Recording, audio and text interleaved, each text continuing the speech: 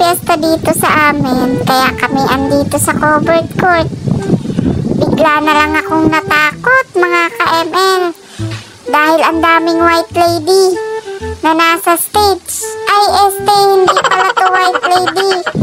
Maya-maya lang, pagharap nila, malalaman natin kung ano ba talaga sila. Pero nakakatakot naman kasi talaga, bakit lahat sila nakaputi? Gabing-gabi pa naman, mabuti na lang maraming tao dito. Oh, ayan, pak! At humarap na nga silang lahat. Contestant nga po sila ng Barakong Magayon dito sa aming barangay. Ito nga yung kanilang intermission number. Naakala ko party-party ng mga multo. Yeah. Kanya-kanyang step yan, mga kalingap. Tingnan mo naman, yung isa parang napatambay lang sa labas. Sila nga yung kung tawagin ay barako at haligi ng tahanan, tigasin ng bahay. Pero heto, bigla na lang silang naging babae muna, mga kalingap, dahil magpipiesta. Sino nga bang mag-aakala ng ating mga masisipag na tatay at kalalakihan ay bigla na lang mag-aanyong ganito, mga kalingap. Pero maraming salamat pa rin sa partisipasyon, dahil ngayong gabi aliw na aliw ang taong bayan, ang aking mga kabarangay dito sa aming barangay, mga kalingap. Heto nga, at may pailaw-ilaw pa mula sa ating barangay. Ganyan po sila nag-effort na mairaos po itong Barakong Magayon. Kaya naman po maraming salamat sa mga sumali. Ayan nga, nag-e-enjoy po sila. Parang kinalimutan muna ang tagay para sa show na to, mga kalingap. O diba, yung isa kumakagiling, parang nasobrahan lang ng lambanog. At habang ako nga ay nag-e-enjoy sa panonood sa kanilang intermission number, ay eto, enjoy din po ako sa iba't ibang kulay ng ilaw na talaga naman nakakapadisko sa kanila, mga ka-ML. Heto nga, at karir na karir ang pagkendeng. Sige, ikendeng mo. O diba, ang gagaling nila, mga ka-ML, dahil yon ang hirap kabisahin ng step na yan. Kaya tingnan mo naman, hindi talaga sila magkasabay-sabay. Pero grabe, may kita nyo, enjoy din sila.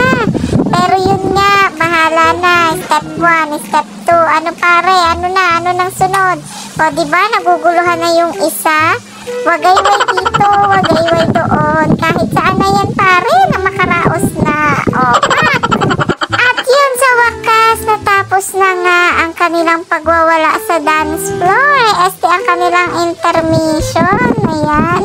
At eto nga, syempre, sama pa rin natin yung iba't ibang kulay na nagbibigay sila dito sa show na to sa ating barangay. At yan, ito na nga ang kauna-unahang contest na magpapakilala na talaga namang tingnan nyo naman, balangkinitan. At yun, talagang mukhang palaban. Parang hindi papakabog, mga kalingap. O, pak! Kala nyo ha?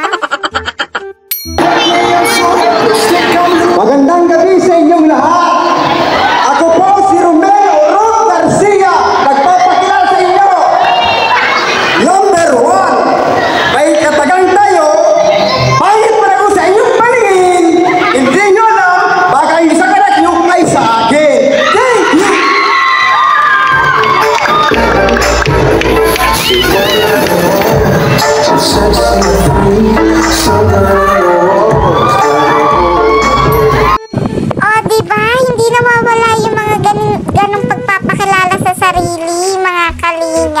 Yun yung inaabangan talaga sa Barakong Magayon taon-taon, yung kanilang mga kasabihan. At eto na nga si contestant number 2. Hello lahat.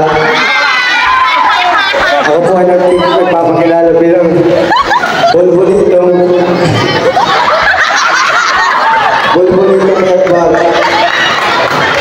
Bago ko po nagsali ng bawat kilig ng tablado ito, iiwan ko po sa inyo katagal. Huwag niyo po ako subukong dayan dahil hanggang ako ay nasa ito lang ng pamamayan.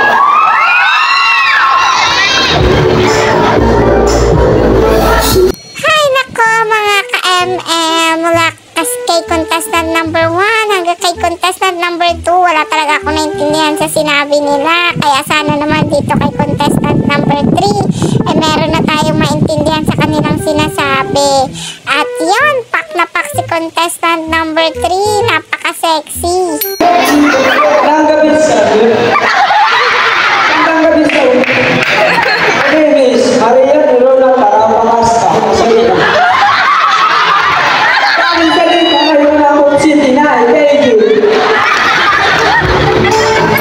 Hi, wala pa rin. Ganun pa rin, mga ka-ML. Kahit kay contestant number 3, parang nakulangan sa tag. Ay, sus ko, wala talaga akong maintindihan sa sinasabi. Kinakain na nila yung sinasabi nila. Kaya, heto kay contestant number 4. Sana may maintindihan na tayo, mga ka-ML.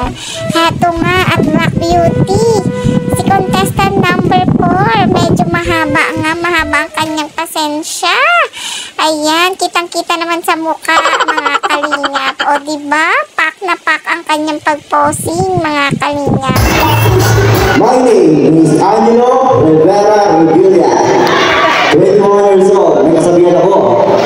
Masarap ang mahal pag isa ang minamahal. Di ba?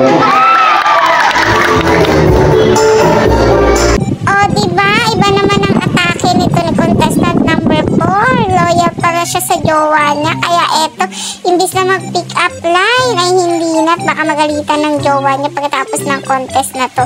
Heto nga si contestant number 5 na talaga namang tigas na tigas kung lumakad. Kailangan pa ata itong pakuluin para medyo lumambot-lambot, mga kalinga. Diyan nyo nga po, masasabi na talagang mga barako po talaga sila. Pero heto nga po, at yon bigla na lang pong lumambot sa gabing ito, mga ka-ML.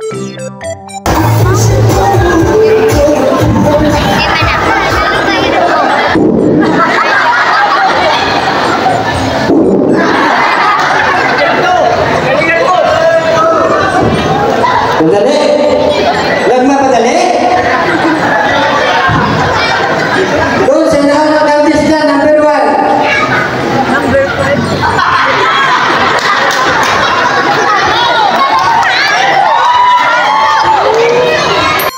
Hala, kaya naman pala naninigas si contestant number 5 dahil nakalimutan yung sasabihin. Ito kasing ilaw na to, kanina pa nakakadistract. Kaya ito tuloy natatagalan siya sa harap ng stage. Yung pala may galit siya kay contestant number 1 at kay contestant number 3. Heto na nga, at kung ano-ano na ang sinabi dahil gulong-gulo na siya. Kung kakalabanin pa daw ba niya si contestant number 1 at si contestant number 3 dahil yun nga, magagaling daw po ang mga nauna sa kanya. Kaya heto, kabang-kaba siya at hindi na alam kung ano sasabihin. Pero contestant number 5, huwag kang papakabog. Kahit anong tigas ng katawan mo, kayang-kaya yung pakuluin. Charot. Heto, si contestant number 6. Tingnan naman po natin at dinggin natin kung ano ba ang kanyang sasabihin. Heto nga at medyo mahinhin. Si contestant number 6. Ayun, may papana pa, may pa-flying kiss. Naku, ilag-ilag po kayo. Di pa po ata nagtututrush yan. Charis. Ayan, at may pa-wowlets pa nga. At may papababa pa si contestant number 6. Ayan, ibang alindog ni contestant number 6. Ladies and gentlemen, my name is Susu. Ang Susu parang ako niya na banggi. Naniniwala ako sa kasabihan kung ang parakal ay binahan ng ginto. Hindi mga kalabang ko, lubot, hindi binahan ng ulo.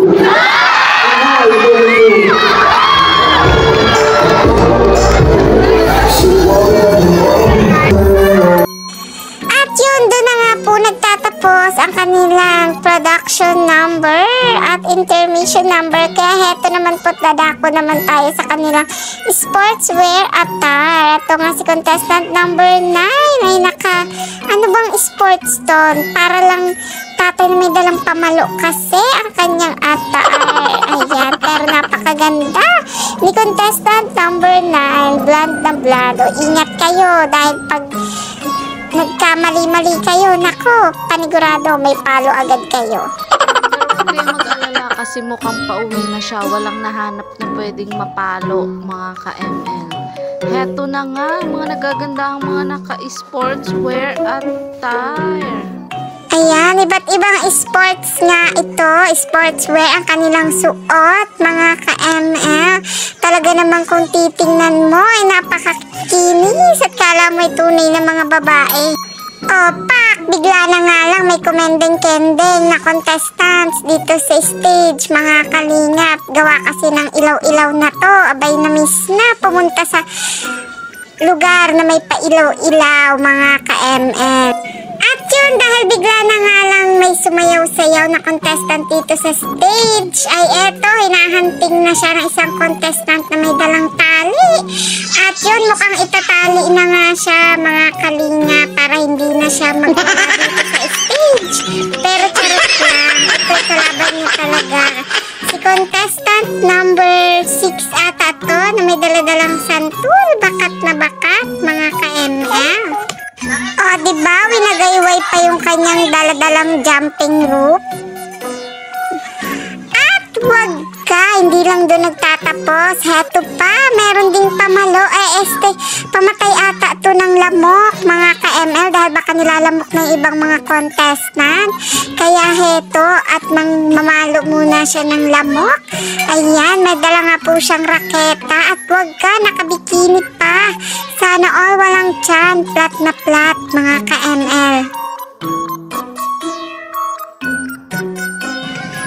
Wag ka, mga ka-ML. Ito ang kabog. Abay, napadaan lang dito sa aming barangay, ay rumampa na, kasama pa ng bike niya. Heto nga, at binuhat-buhat pa, mga ka-ML. Abay, talagang magibat yan. Mas mabigat pa yan sa'yo. Siya, sige na, at baka malate ka pa sa karera ng mga bike. Diba, may pa-flying kiss pa? Ingat kayo sa flying kiss. Hindi pa rin yung nagtututbrush, mga ka-ML, charis. Aba, at kung sa dala-dala nga lang daw ang labanan, mga ka-ML, ay eto, nagdala siya ng plywood. Ano ba ito? Pang surfing, mga ka-ML. Wala kasi nito sa lugar namin dahil puro kalsada. Heto nga, at taga-dagat ata ito si kuya na talaga namang, ayan, may parental guidance pa na ginawa. Kuya, mag-surfing ka lang. Huwag ka nang kuminding-kending pa dyan. May mga bata. Aba, mukhang hindi pa talaga nasiyahan at mukhang uulitin pa, mga ka-ML. Diba? Kuya, ang sagwa, tigilan mo na. Sabi ko sa'yo, kung ayaw mong maibarangay, hulihin ng tanod. Tanod, hulihin nyo na to. At baka mapaaga ang tapos ng show na to, mga tanod. Pero wag ka, talagang hindi siya papipigil. Heto nga, at humiga pa sa harap ng stage. At eto, lumangoy-langoy, nag-imagine ng alon, mga ka-ML. Diba, pak na pak. Wag ka, hindi lang yon.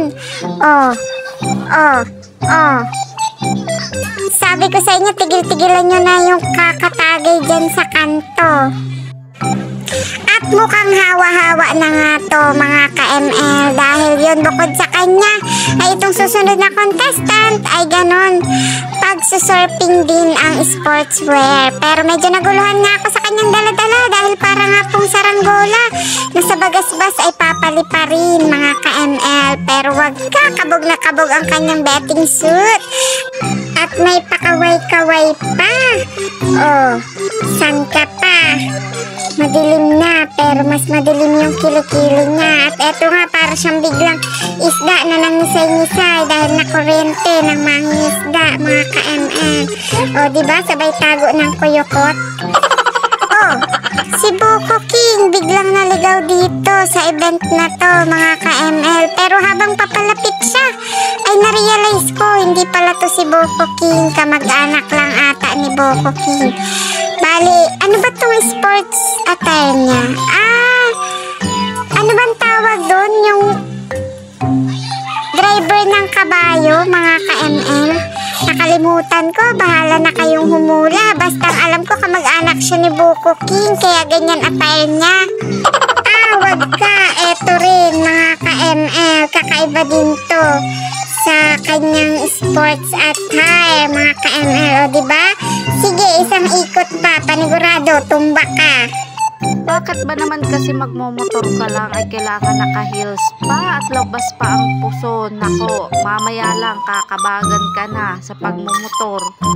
Ewan ko lang kung hindi ka sumemplang sa attire mong yan, mga ka-ML.